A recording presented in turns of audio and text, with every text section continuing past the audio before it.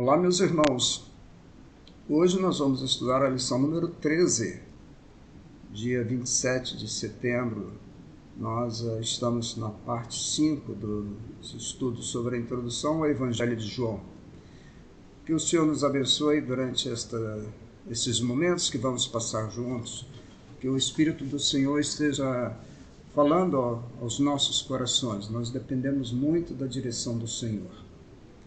Cada um de nós precisamos estarmos alegres, felizes na sua presença e buscando a sua palavra como um refúgio para o nosso dia a dia aqui neste mundo. Portanto, que o Senhor nos abençoe. Vamos então voltar à tela inicial para deixar bem mostrado aí o nosso propósito. Durante a semana tivemos vários textos e espero que cada irmão possa ter tido a oportunidade de extrair desses textos algum ensino para as suas vidas. Eu observei na lição passada quantos irmãos tiveram a oportunidade de não só ler o texto, mas também trazer uma reflexão sobre o assunto estudado. Isso é importante, porque mostra que nós, como igreja, não estamos apenas sendo ouvinte, mas também estamos transmitindo o que o Senhor tem nos ensinado. Continuem assim, meus queridos irmãos e queridas irmãs, para a honra e glória do nome do Senhor. Então vamos lá. Segunda-feira eu separei capítulo 15, versículos 18 e 19. Aqui nós temos Jesus ensinando sobre o ódio do mundo contra os discípulos. Esse é um assunto interessante porque muitas vezes nós nos deparamos com essa pergunta: por que nós somos, vamos dizer assim, alvos de oposições, às vezes até muito acirrada, e sabemos que isso acontece não porque nós temos má índole, mas porque o mundo das trevas não quer ver a luz de Cristo brilhar. E Jesus então disse: se o mundo vos odeia, sabei que, primeiro do que a vós outros, me odiou a mim. Então, o nosso Senhor Jesus, ele foi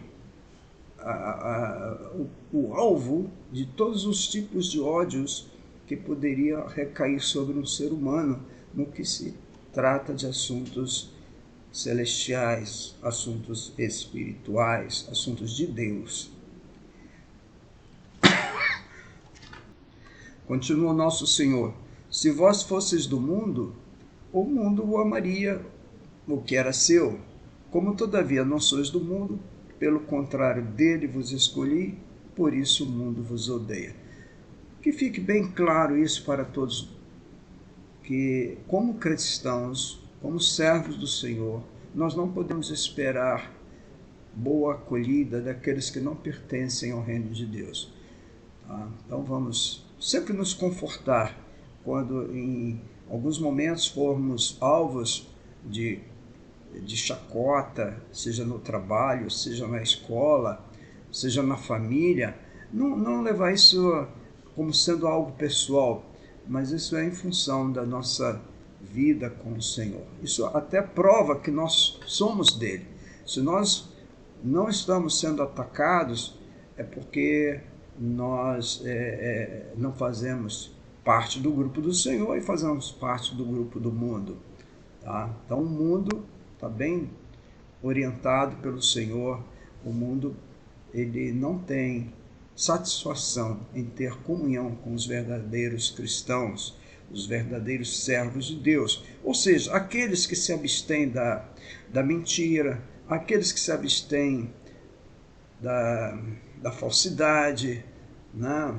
Da falcatrua, dos conchavos, enfim, tudo aquilo que o mundo aprecia, que contraria a palavra do Senhor. Na medida que nós nos afastamos dessas práticas, a prática da corrupção, a prática do jeitinho, à medida que nos afastamos dessa área, nós somos tidos como inimigos. Mas o Senhor sabe que é preferível obedecer a Deus do que os homens. Na terça-feira, Jesus nos traz esse ensino sobre a missão do Consolador. Versículos 7 e 8 de João 16. Jesus aqui já preparando o coração dos seus discípulos para a sua retirada de entre nós como ser humano, ele trouxe essa bela notícia. Mas eu vos digo a verdade, convém que eu vá. Ora, se ele está dizendo que está indo, ele está indo para onde? Todos nós sabemos, né? Ele veio do Pai e está voltando para a casa do Pai. Ele veio dos céus e está voltando para o céu. E continua, porque se eu não for, quer dizer, se eu não voltar, o Consolador não virá. O Consolador, meus queridos irmãos, nós já temos falado muitas e muitas vezes aí na classe, o Consolador é o Espírito Santo. O Espírito Santo é o Consolador que o Senhor cita aqui.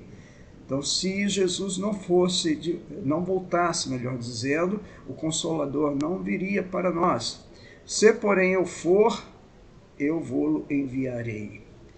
O Espírito Santo, que nós hoje desfrutamos dele no nosso viver diário, ele é enviado pelo Senhor Jesus. Porque o que está escrito aqui, eu vou-lo enviarei. Quem nos envia o Espírito Santo é o Senhor Jesus. E ele conclui dizendo, quando ele vier, quer dizer, o Consolador, o Espírito Santo, convencerá o mundo do pecado, da justiça e do juízo. Portanto, quem faz a obra de convencimento do pecador não somos nós com as nossas técnicas, com as nossas estratégias, como muitos querem cobrar isso de cada um de nós. Mas quem faz a obra é o Espírito Santo. Essa técnica de persuasão, ela não tem a ver com o convencimento do Espírito Santo. Uma vez nós trouxemos uma pregação aí na igreja, não sei se vocês estão lembrados, que há muita gente que aderem ao Evangelho, mas não se convertem ao Evangelho. Uma questão é aderir ao grupo, fazer parte do grupo, gostar do grupo, e a outra coisa é sentir no coração a necessidade de Jesus Cristo. Portanto, terça-feira foi esse estudo maravilhoso. Na quarta-feira, o nosso Senhor vai falando sobre os seus últimos dias aqui com os seus discípulos. E ele diz, em verdade, eu vos digo que chorareis e vos lamentareis, e o mundo se alegrará. Vós ficareis tristes, mas a vossa tristeza se converterá em alegria. E nestas poucas palavras, o Senhor está dizendo da sua morte, que traria choro, lamento aos seus discípulos, e eu imagino como deve ter sido a tristeza no coração daquelas pessoas que amavam o Senhor Jesus e vê-lo pendurado naquela cruz, vê-lo sendo açoitado, esbofeteado, injuriado, e enquanto isso o mundo se alegrando, as pessoas dançando em volta daquele quadro fúnebre da morte do Senhor. O mundo se alegrando. Mas diz o Senhor Jesus, vocês vão ficar tristes, mas a vossa tristeza se converterá em alegria. Meus irmãos, essa tristeza se converte em alegria, exatamente no momento em que os discípulos o encontram ressurreto. É por isso que nós somos felizes quando nós participamos, quando nós lembramos da sua morte e da sua ressurreição. Se por um lado a morte nos trouxe angústia, por outro lado, a sua ressurreição nos fez transbordar de alegria, porque nós não servimos a um Cristo morto, mas um Cristo vivo. Palavras de despedidas nós estudamos na quinta-feira. Jesus falando com seus discípulos, versículo 28 do capítulo 16. Vim do Pai e entrei no mundo. Todavia deixo o mundo e vou para o Pai. O Senhor deixou esse planeta Terra, no sentido físico, e voltou para o seu lugar celestial, para a presença do Pai. Estas palavras aqui estão bem claras. Eu vim do Pai, nós sabemos que o Senhor Deus o enviou. Ele veio a mando do Pai. Ele esteve aqui nesse mundo e agora deixa o mundo e volta para o Pai. Na sexta-feira, 17, versículo 1. Esse capítulo 17, é um capítulo que Jesus toma um tempo orando ao Senhor. Esse capítulo tem uma divisão em que Jesus ora por si só, depois ele ora pelos seus discípulos, e mais adiante, no final do capítulo, ele ora pela igreja. Nós vamos ver esses 3 itens. Aqui, nessa primeira parte, Jesus orando, diz assim, João: tendo Jesus falado estas coisas, levantou os olhos ao céu e disse: Pai, é chegada a hora. Que hora é essa? Vocês devem saber, né?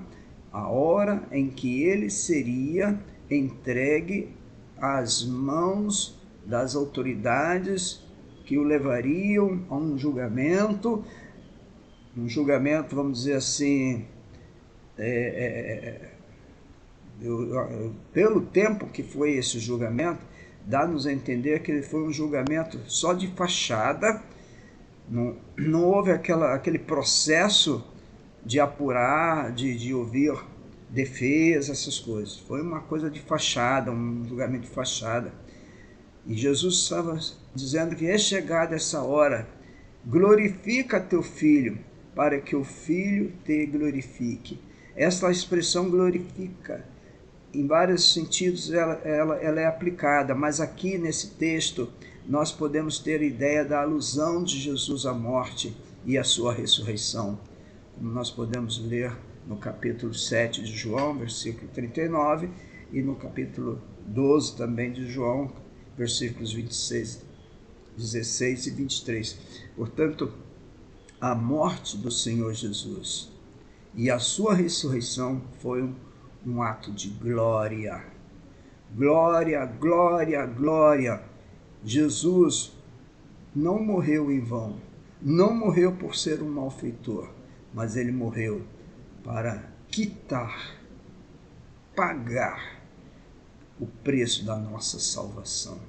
Oh, meus irmãos, vamos nos alegrar, vamos ficar felizes, porque nossa vida está segura nas mãos do Senhor. E terminando as lições da semana, as lições diárias, nós lemos sábado, eu separei o versículo 9 do capítulo 17. Agora Jesus orando pelos seus discípulos, intercedendo pelos seus discípulos. Na primeira parte ele intercedeu por si, agora ele está intercedendo pelos seus discípulos. E diz ele ao Pai: Pai, é por eles que eu rogo. Não rogo pelo mundo, mas por aqueles que me deste, porque são teus. Nesse momento, Jesus já estava fazendo uma clara divisão entre aqueles que lhe pertenciam como ovelhas e aqueles que o rejeitaram. Esse mundo aqui, eu imagino que são exatamente todos que rejeitaram, porque o Senhor não tem prazer na morte do pecador. O pecador que ainda não teve uma posição de aceitar, esse Jesus ainda está estendendo a mão. Mas há aqueles que de fato já chegaram a um veredito de que não querem. Então o Senhor está dizendo: por esses eu não vou pedir, mas eu peço por esses que você me deu. Portanto, está aí as lições da semana.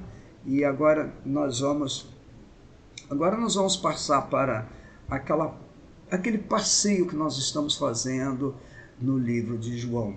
Eu peço a vocês, prestem atenção nesses capítulos, porque depois poderão voltar a estudar esse assunto, poderão refletir sobre esses assuntos. É muito importante nós conseguirmos memorizar isso que nós estamos estudando durante esse período.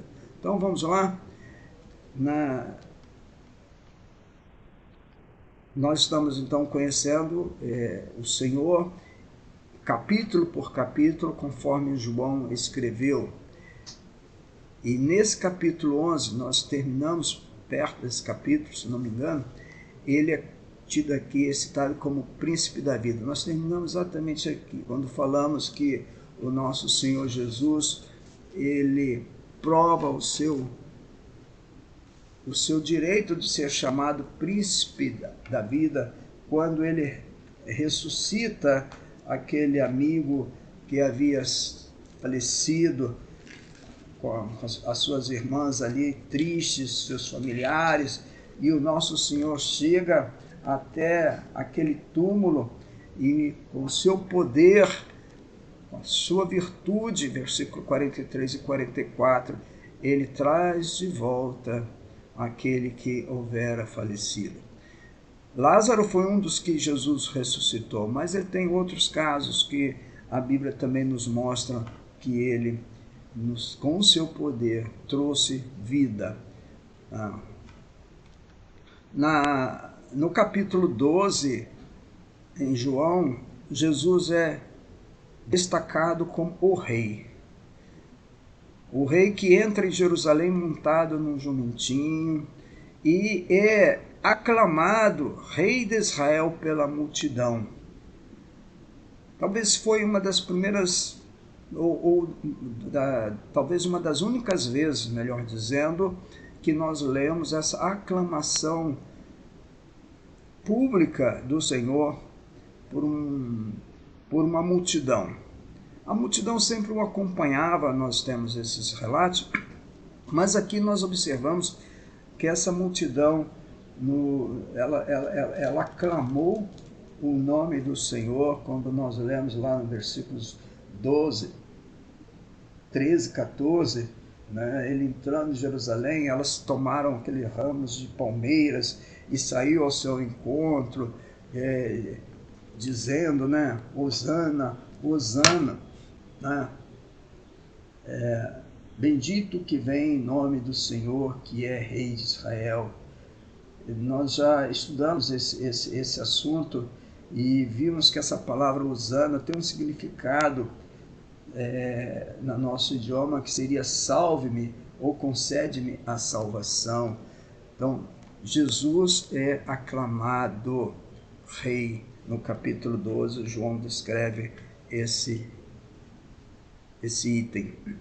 No capítulo 13, ele é descrito como um servo. E aqui nós temos a cena maravilhosa de sua condescendência ao lavar os pés dos discípulos. Nós já estudamos esse tema também. É maravilhoso saber. Então, é maravilhoso saber que Jesus tem também deixa para nós esse ensino de nos colocarmos numa posição de servir uns aos outros. Ele deu esse belo exemplo.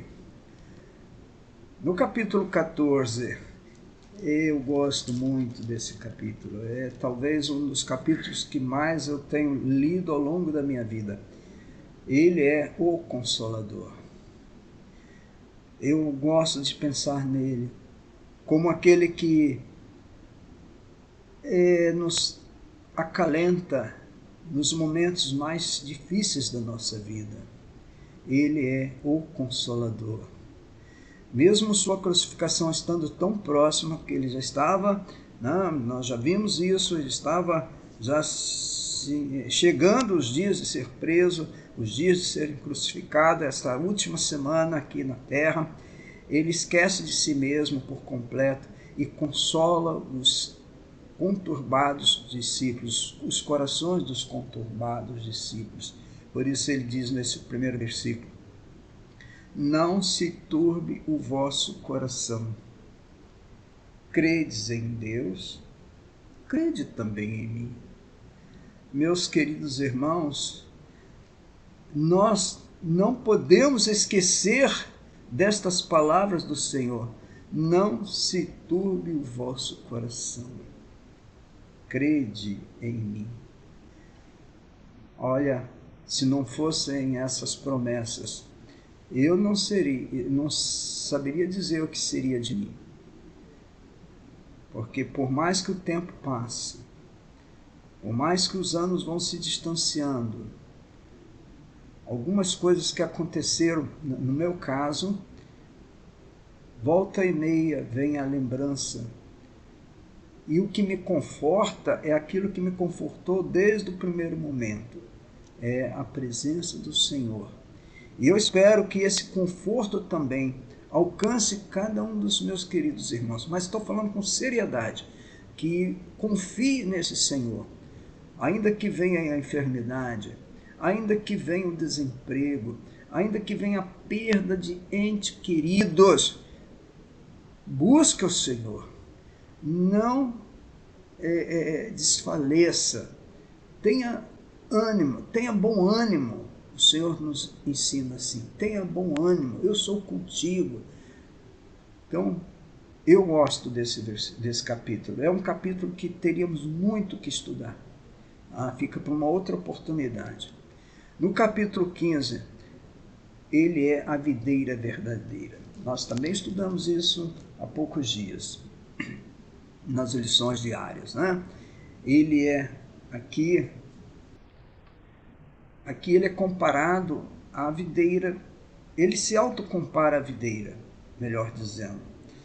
A videira, já falamos isso, é o símbolo de Israel. Desde os tempos antigos, a videira foi tomada como o símbolo de Israel. Assim como no Brasil nós temos árvores que, bem conhecida desde o tempo de escola, que é o pau-brasil, aquela árvore que foi explorada pelos colonizadores, né, e vendida a sua madeira para exportada, né, para o exterior.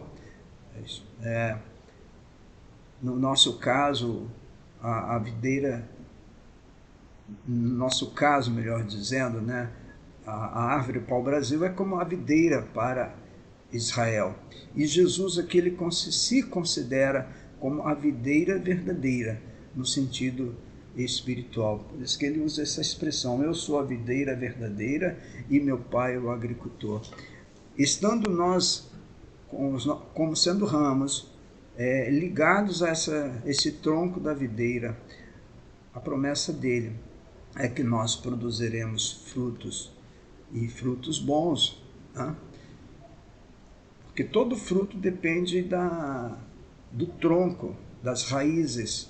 Tá? Uma árvore, se ela não estiver bem cuidada, os frutos também não sairão bem cuidados. Bem, no capítulo 16, ele é o doador do Espírito Santo.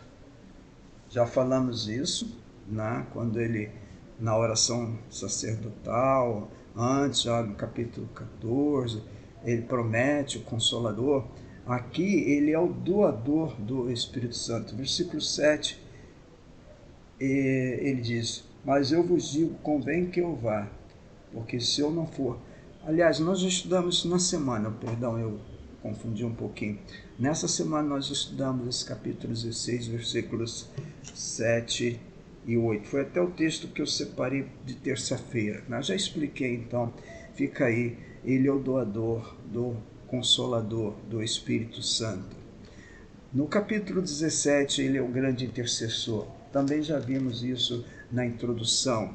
Ele é aquele que orou por si só, orou pelos discípulos e orou pela igreja, como está nos versículos 20 a 26. Essa parte aqui nos toca diretamente como igreja. Ele orando ao Senhor, ao Pai, em nosso favor. No capítulo 18, ele aparece aqui como o sofredor modelo. No versículo 11 nós podemos ler isso. ele vendo ali aquela situação em que os soldados foram prendê-lo e a reação dos discípulos, principalmente a reação de Pedro, que no versículo anterior, versículo 10, Pedro ficou tão transtornado que puxou da espada e feriu o servo do sumo sacerdote que estava ali acompanhando aquele momento da prisão. O servo do sumo sacerdote chamava Malco. E Jesus disse para Pedro nesse versículo 11: mete a espada na bainha, não beberei porventura o cálice que o Pai me deu.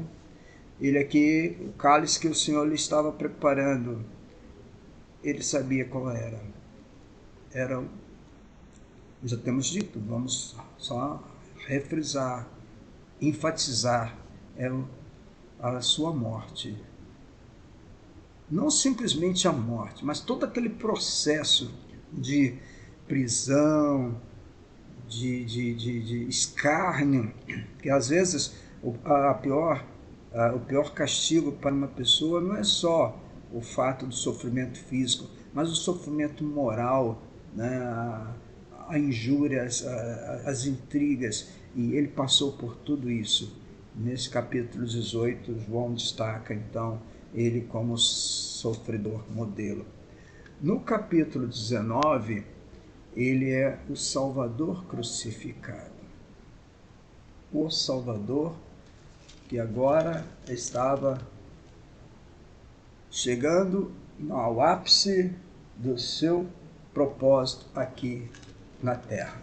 Versículo 18 do capítulo 19, nós lemos: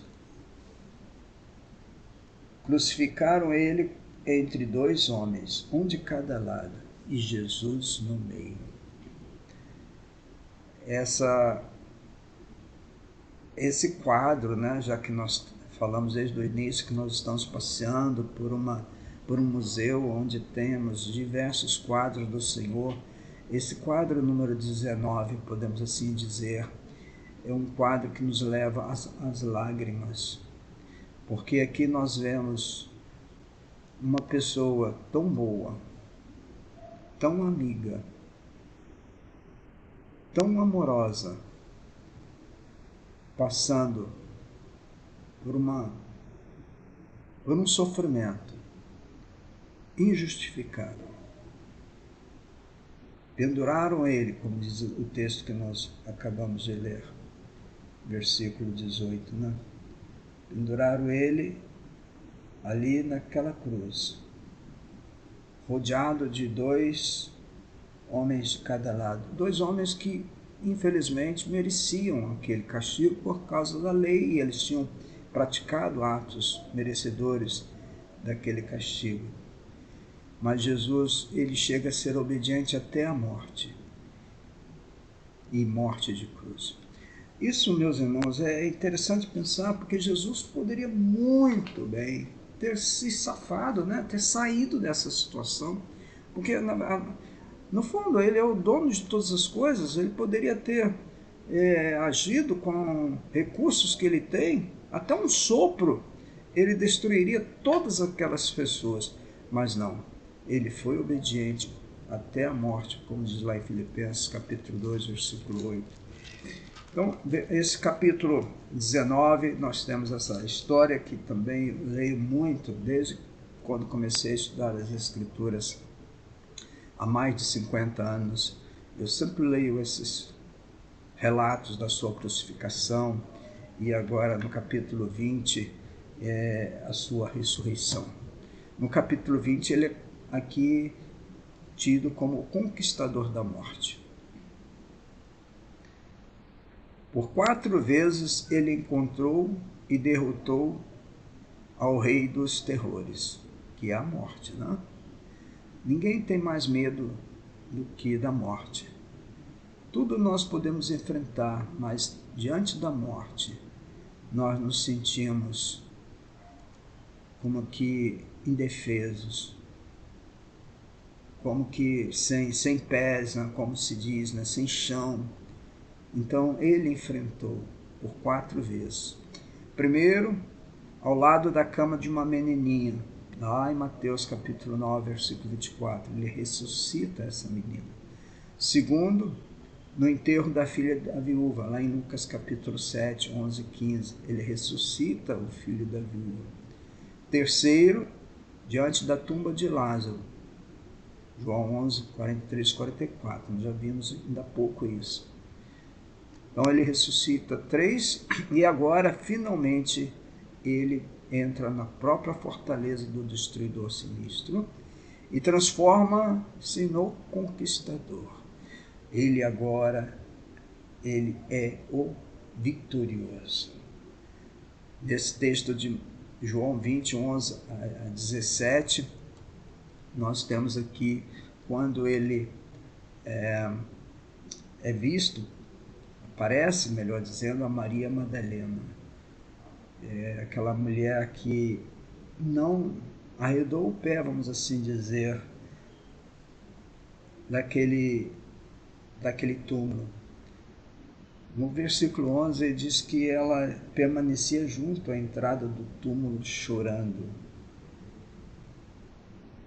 Enquanto ela chorava, diz o texto, ela baixou os olhos para dentro do túmulo e ali ela viu aquele quadro muito maravilhoso. Havia 2 anjos vestidos de branco, sentados aonde o corpo do Senhor fora posto. Um anjo à cabeceira e outro aos pés. E ela lhes perguntou, e ele, melhor dizendo, os anjos lhe perguntaram: mulher, por que choras? Ela lhes respondeu, pensando que o Senhor havia sido tirado dali daquele sepulcro. Ela lhes respondeu: por que levaram meu Senhor? E não sei onde o sepultaram, onde o puseram, melhor dizendo. Tendo dito isto, voltou-se para trás e quem ela viu? Viu Jesus em pé. Mas ela não reconheceu que era Jesus. Naquele momento, talvez de tanta emoção, ela vendo aqueles 2 anjos, não sei se ela se distinguiu que eram anjos, talvez ela pensou que fossem seres humanos, né? Uma conjectura da minha parte.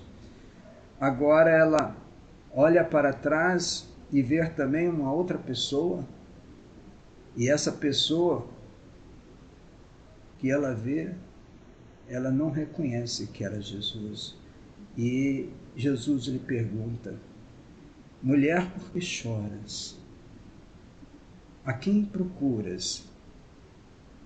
E ela então, agora pensando que fosse o jardineiro, aquele que cuidasse dali daquele campo sagrado, né? Aquele campo santo, ela disse: Senhor, se tu o tiraste, dize-me onde o puseste, e eu o levarei. Mas Jesus disse: Maria. Aí nesse momento ela, voltando-se, lhe disse em hebraico: Rabuni, Rabuni, que quer dizer mestre. Nesse momento ela reconheceu que ela estava diante de Jesus, chamando-o de mestre, Rabuni. Recomendou-lhe Jesus então: não me detenhas, porque ainda não subi para meu Pai, mas vai ter com os meus irmãos e dize-lhes: subo para o meu Pai, o vosso Pai, para meu Deus e vosso Deus. Ah, meus queridos irmãos, grande vitória. Este é o momento de darmos aleluias, graças, glórias, porque Ele venceu a morte. Ele conquistou a morte. E isso nos faz pensar que nós também podemos ser vitoriosos. Aliás, podemos não, vou até mudar esta palavra. Nós somos vitoriosos, porque o recebemos como nosso Senhor e Salvador. Ele foi o primogênito de entre os mortos, e nós o seguiremos nessa ressurreição. Que o Senhor nos abençoe nesse capítulo 20. E terminando esse passeio, chegamos ao capítulo 21. Esse capítulo termina com, se diz, né, com chave de ouro. Jesus aqui é tido como o restaurador do arrependido. O restaurador daquele que, conhecendo a verdade, um dia acabou se desviando desta verdade, mas o seu coração se voltou para o seu erro e se arrependeu. E com este arrependimento, o Senhor lhe promoveu uma restauração. E o Senhor está falando de Pedro, aquele discípulo que nós já temos visto em outras passagens, que era tido como um discípulo impetuoso. Aqui ele faz 3 perguntas ao Pedro. Versículo 15, 16 e 17. Em síntese, ele pergunta a Pedro se ele o amava. E nisso o Senhor estava lhe preparando para que ele apacentasse os seus cordeiros, para que ele pastoreasse as suas ovelhas. E esse é o desejo do Senhor, que Pedro se tornasse um continuador do seu ministério aqui entre nós. Meus queridos irmãos, chegamos ao final desses versículos, desses capítulos de João. Agora nós vamos deixar para a próxima lição, se o Senhor nos permitir, vermos o local provável em que o Evangelho foi escrito e mais alguns outros detalhes, que o nosso tempo já está se esgotando, e eu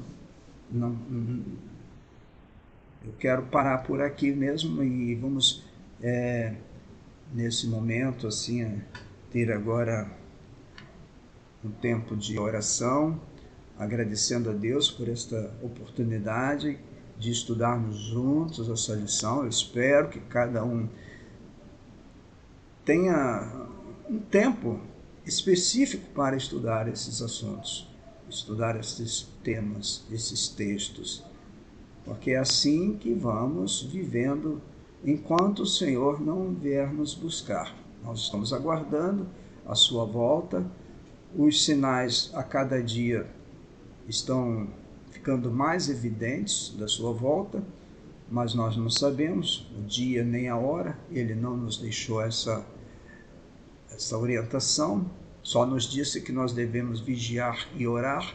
Então vamos continuar nessa vigilância e nessa oração. Peço a todos então que fechem seus olhos, vamos orar ao Senhor. Senhor, nosso Deus, nosso Pai, agradecemos por esse estudo da palavra do Senhor, fazendo esse caminho pelo Evangelho de João, capítulo por capítulo. Agradecemos ao Senhor pelo servo do passado, que separou um tempo da sua vida para relatar para nós esses assuntos tão importantes.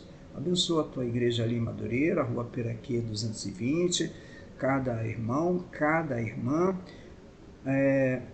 Desperte, Senhor, aqueles que porventura estejam desanimados ou confusos. Enfim, Senhor, aviva a tua obra ali naquela localidade. Dá-nos, Senhor, também a alegria de receber visitas ali para ouvirem a tua palavra e converterem-se ao Senhor Jesus. Ajuda-nos, Senhor, nesse sentido. Nós precisamos ver a tua igreja ali naquela localidade se expandindo. Mas para isso, Senhor, nós dependemos da direção do Senhor e oramos em nome de Jesus. Amém. E assim, meus queridos irmãos, estamos chegando ao final desta lição. Que Deus abençoe a todos vocês.